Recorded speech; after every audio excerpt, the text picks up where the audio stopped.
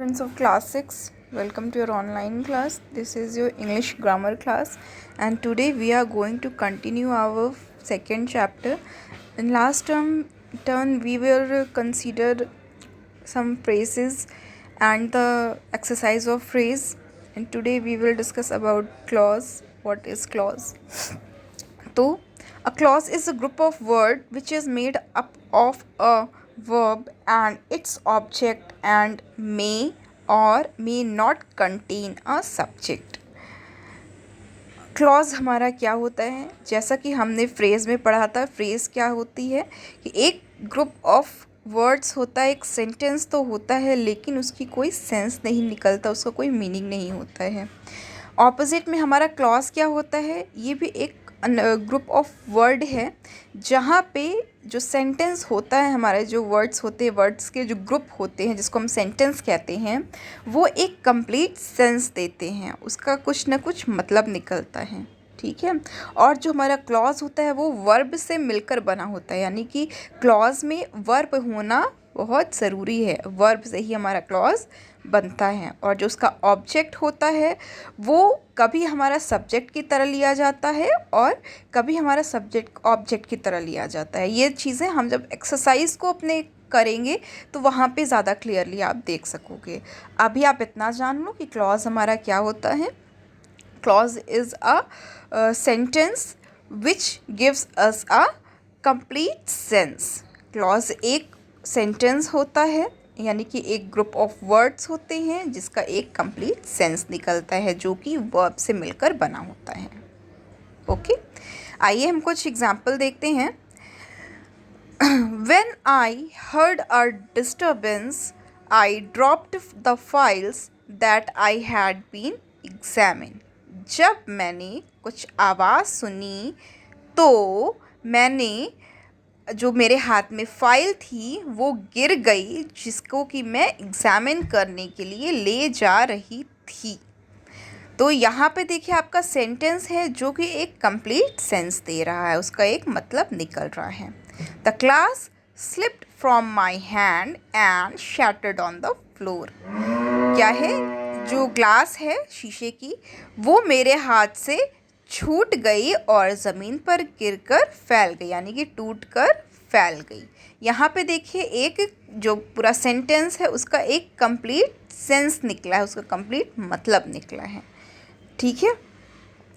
तो इसमें आइए जो हमारा जो ऊपर दो सेंटेंस हमने देखे हैं उसको थोड़ा हम एग्जामिन करते हैं।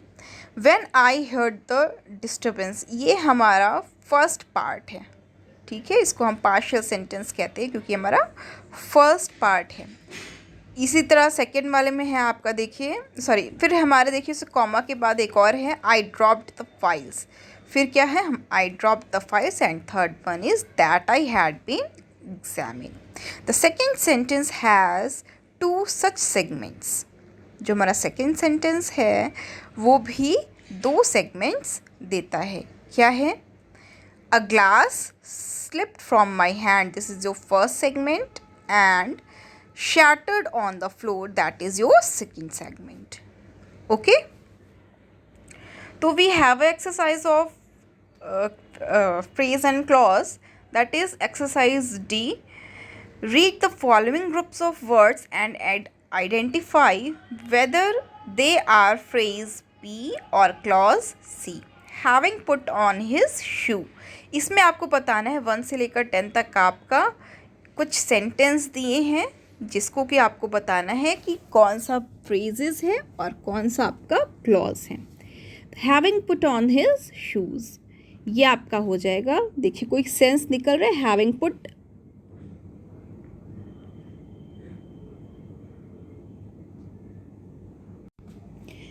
पुट ऑन हिज शूज़, कोई सेंस नहीं निकल रहा है कि यानी उसने अपना जूता पहना। सेंस निकला? अब समझ में आया? तो ये हो जाएगा आपका फ्रेज होगा कि क्लॉज होगा? यस, फ्रेज होगा। नेक्स्ट है स्नेहा टॉक्स वेरी सॉफ्टली, यानी कि स्नेहा बहुत ही धीमे से बात करती है। तो यहाँ पे भी देखिए हमारा वर्ब क्या है? बात करना, यहाँ पे वर्ब हमें मिल रहा है और पूरा कंप्लीट सेंस भी दे रहा है, तो ये हो जाएगा हमारा yes clause. A gold metal what, कोई हमारा इसमें वर्ब नहीं है, आगे पीछे कुछ समझ में नहीं आ रहा है, तो ये हो जाएगा हमारा phrase. A coin made of gold, यहाँ पे देखिए मेड आपका वर्ब है और एक पूरा कंप्लीट सेंस दे रहा है कि एक जो कॉइन होता है वो गोल्ड से बना हुआ है, तो ये हो जाएगा आपका clause. He has read his mails, उसने अपने मेल्स को पढ़ा, तो यहाँ पे हमारा रीड वर्ब है, कंप्लीट सेंस दे रहा है, तो ये हो जाएगा हमारा क्लॉज। इस तरीके से आप जो 10th तक की एक्सरसाइज है उसको फिल करोगे और अपनी कॉपी में नोट डाउन करोगे। कैसे? क्लॉज लिखोगे, फिर नीचे उसकी डेफिनेशन जाएगी, देन आप सिर्फ एक एग्जाम्पल को लिखोगे, दैट इज़ ये वाला, इस एग्जाम्पल को आप लिखोगे, द एग्जाम्पल ऑफ क्लॉज, बस इतना करना है।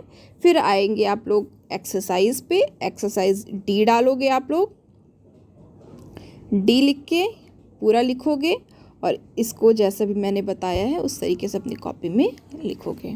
ओके, तो नेक्स्ट टर्न पे हम टाइप्स ऑफ क्लॉज के बारे में बात करेंगे कि हमारे दो क्लॉज होते हैं, एक होता है मेन क्लॉज, एक होता है सबऑर्डिनेट क्लॉज। फिर इसके बाद हमारे कुछ एग्जाम्पल्स हैं और नेक्स्ट टर्न पे हमारा ये क्लास ख़त्म हो जाएगा। ठीक है, till then have a nice day students and please write down all the things which we discuss in classes, in this class and all the previous classes. Please note down on your notebook. Okay, have a nice day students.